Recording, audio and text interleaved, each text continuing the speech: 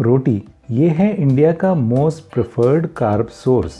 आज की वीडियो में मैं आपको बताऊंगा कि आप रोटी कैसे खाएं, कितना खाएं और इससे रिलेटेड दूसरे आसान टिप्स जिन्हें फॉलो करके आप भी बड़ी आसानी से अपना वजन भी कम कर सकते हैं और अपना हेल्थ और फिटनेस मेंटेन रख सकते हैं। तो फ्रेंड्स, इंडिया में सबसे ज़्यादा खाई जाती है गेहूं की रोटी और एक नॉर्मल साइज रोटी में करीब 100 कैलोरीज होती है। लेकिन आपको ध्यान रखना चाहिए कि वेट लॉस के लिए आपको कार्बोहाइड्रेट की मात्रा कम लेनी होती है, यानी आप लो कार्ब डाइट लेकर बड़ी आसानी से अपना वज़न कम कर सकते हैं। इसलिए मेरी सलाह आपको यही रहेगी कि आप अपने किसी भी मील में 1 या 2 से ज़्यादा रोटियां न खाएं, क्योंकि अगर आप ज़्यादा रोटियां खाएंगे तो आपका शरीर एक्सेस कार्ब्स को फैट में कन्वर्ट करके आपके शरीर में जमा कर देगा। क्योंकि अगर आप कोई ज़्यादा फिजिकल एक्टिविटी नहीं कर रहे हैं तो आपके ग्लाइकोजन स्टोर ऑलमोस्ट फुल ही रहेंगे और इस तरह आपका खाया गया एक्सेस कार्ब फैट में बदल दिया जाएगा। अगर हम एक इंडियन टिपिकल वीमेन की बात करें तो उसे करीब 1,500 कैलोरीज की ज़रूरत होती है प्रतिदिन के लिए, और अगर ये आधा किलो प्रति सप्ताह का वेट लॉस करना चाहें तो इन्हें 1000 कैलोरीज रोज़ लेनी होंगी। अगर ब्रेकफास्ट, लंच और डिनर तीनों में अगर ये 2-2 रोटियां भी खाती है और कुल 6 रोटियां खाती है तो टोटल 600 कैलोरीज इनकी केवल रोटी से ही पूरी हो गई हैं। और इसलिए आप यहाँ समझ सकते हैं कि रोटी की क्वांटिटी घटाकर आप कितनी आसानी से वेट लॉस कर सकते हैं। अगर आप वेट लॉस करना चाहते हैं तो आपको 1 सप्ताह तक अपने खाने की क्वांटिटी लगभग एक समान रखनी चाहिए और 1 सप्ताह बाद आपको अपना वज़न फिर से चेक करना चाहिए। अगर आपका वज़न बराबर आ रहा है, यानी आपका वज़न ना घटा और ना बढ़ा, इसका मतलब है कि आप अपने मेंटेनेंस कैलोरीज़ के बराबर की कैलोरीज़ ले रहे हैं। अब अगर आप आधा किलो प्रति सप्ताह अपना वज़न कम करना चाहें तो आपको इसके लिए करना होगा 500 कैलोरीज़ का डेफिसिट। अगर आप अपने डाइट में से 3 रोटियां भी कम कर लेते हैं तो आप जान सकते हैं कि आपने 300 कैलोरीज़ घटा ली हैं और बची हुई 200 कैलोरीज़ आप बड़ी आसानी से ब्रिस्क वॉक करके और अपनी फिजिकल एक्टिविटीज़ बढ़ाकर कर सकती हैं। इस तरह इस आसान कैलकुलेशन के साथ आप बड़ी आसानी से आधा किलो प्रति सप्ताह कम कर सकते हैं।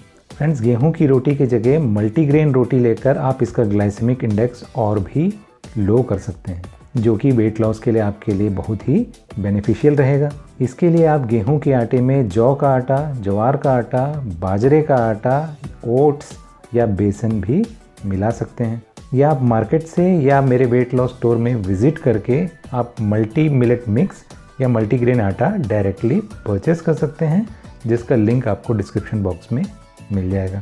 फ्रेंड्स, यहाँ पर ध्यान दीजिए कि नॉर्मली आपको गेहूं का आटा खुद ही अपने सामने पिसाकर कंज्यूम करना चाहिए, लेकिन अगर आप किसी कारणवश ऐसा नहीं कर पाते हैं और आप मार्केट से डायरेक्टली आटा लेते हैं तो आपको परचेस करना चाहिए मल्टीग्रेन आटा। इससे मिलेगा आपको कॉम्प्लेक्स कार्ब और इसका जीआई इंडेक्स लो होने की वजह से ये आपके फैट लॉस में बेहद हेल्प करेगा। फ्रेंड्स, डिनर के दौरान रोटी खाने के लिए 2 बातों का ध्यान रखना चाहिए। अगर आप शाम को 6 या 7 बजे के दौरान यानी जल्द डिनर कर लेते हैं तब तो आप डिनर में 1 रोटी शामिल कर लीजिए, लेकिन अगर आप डिनर करने के तुरंत बाद सो जाते हैं तो आपको मालूम होना चाहिए कि आपको डिनर में रोटी लेने की बिल्कुल भी ज़रूरत नहीं है, क्योंकि फ्रेंड्स, कार्ब्स का नॉर्मली एक ही इम्पॉर्टेंट रोल होता है आपके शरीर को एनर्जी प्रोवाइड करना। और जब आप तुरंत सोने जा रहे हैं, यानी आपको किसी भी प्रकार की कैलोरीज खर्च करने की नॉर्मली ज़रूरत पड़नी ही नहीं है, तो आपको किसी भी प्रकार की कार्ब्स लेने की भी ज़रूरत नहीं है। वैसे भी रेस्टिंग या स्लीपिंग स्टेट में आपका शरीर आपके फैट स्टोर से एनर्जी बड़ी आसानी से ले लेता है। इसलिए लेट डिनर करने वाले बिल्कुल भी रोटी न खाएं और अर्ली डिनर करने वाले 1 रोटी खा सकते हैं। फ्रेंड्स, मैंने आपको रोटी तो कम खाने की बात बता दी, लेकिन आपको साथ ही साथ ये भी ध्यान रखना है कि आपको लो कार्ब डाइट के साथ हाई प्रोटीन डाइट भी लेनी है, तभी आप इफ़ेक्टिवली वेट लॉस कर पाएंगे। यानी रोटी के साथ आपको दाल भी लेना है और दही भी, और सब्जी और सैलड्स भी आप ज़रूर लें, लेकिन आपको रोटी की क्वांटिटी कम से कम रखनी है।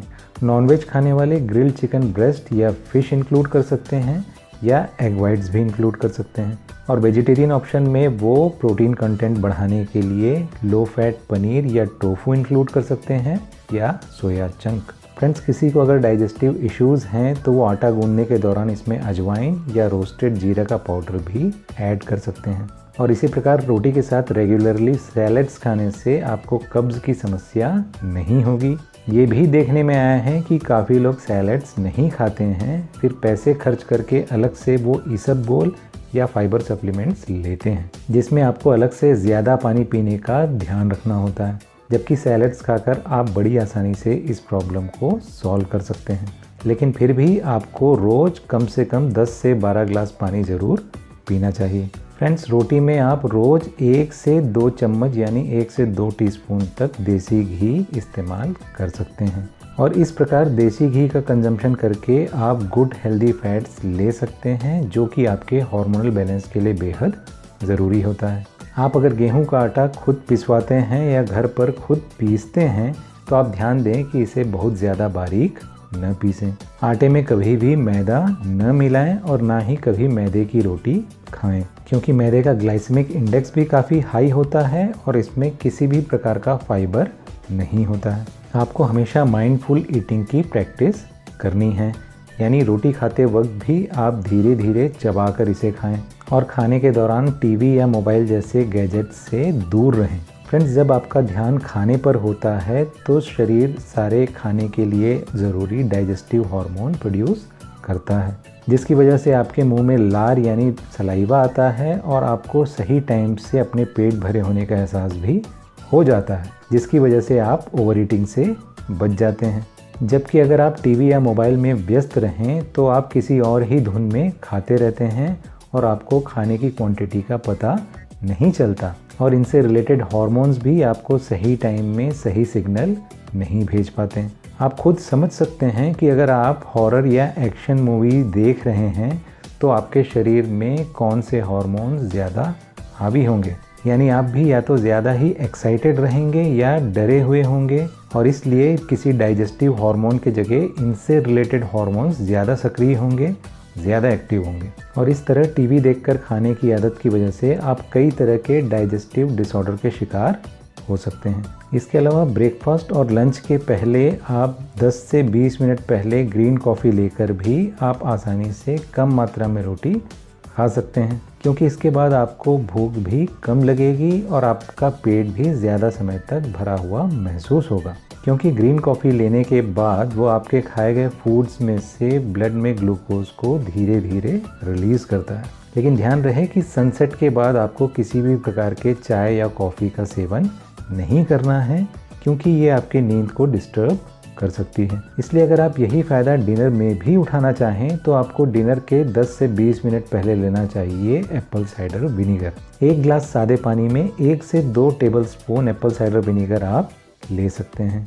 ये भी आपके हंगर को कम करेगा, आपको ज़्यादा देर तक पेट भरे होने का एहसास दिलाएगा और ये डायबिटिक पेशेंट्स के लिए भी काफ़ी बेनिफिशियल हो सकता है। फ्रेंड्स, मैंने आपको पहले ही बताया है कि रोटी में दिन भर में आप चाहें तो 1 से 2 चम्मच घी लगा सकते हैं, लेकिन अगर आप पराठा लेना पसंद करते हैं और इसमें आप ऑयल अप्लाई करना चाहें तो आपको ऑलिव या कैनोला ऑयल अप्लाई करना चाहिए, क्योंकि इसका लिपिड प्रोफाइल बेहतर होता है। आपको रिफाइंड सोयाबीन, सनफ्लावर या कॉर्न ऑयल का इस्तेमाल नहीं करना चाहिए। तो फ्रेंड्स, इन सभी बातों को ध्यान में रखते हुए न केवल आप अच्छी प्रकार से वेट लॉस कर सकते हैं, बल्कि अपना हेल्थ और फिटनेस भी आसानी से मेंटेन कर सकते हैं। अगर आप भी जल्द से जल्द अपना वेट लॉस करना चाहते हैं तो आपको सब्सक्राइब करना चाहिए वेट लॉस टीवी और देखना चाहिए इसका मस्ट वॉच प्लेलिस्ट, जिसका लिंक आपको डिस्क्रिप्शन बॉक्स में मिल जाएगा। आप हमारे वेट लॉस स्टोर में विजिट करके भी वेट लॉस से रिलेटेड बेस्ट और इफेक्टिव प्रोडक्ट आसानी से खरीद सकते हैं। इसका लिंक भी आपको डिस्क्रिप्शन बॉक्स में मिल जाएगा। लेकिन फ्रेंड्स, अगर आप बिना गलती किए और बिना टाइम वेस्ट किए किसी एक्सपर्ट यानी मेरे सुपरविजन में अपना वेट लॉस जल्द से जल्द करना चाहें तो आपको ऑप्ट करना चाहिए मेरा online weight loss program. Video अगर पसंद आया हो तो इसे लाइक और शेयर ज़रूर करें और कमेंट करके मुझे बताएं। Bye friends, take care.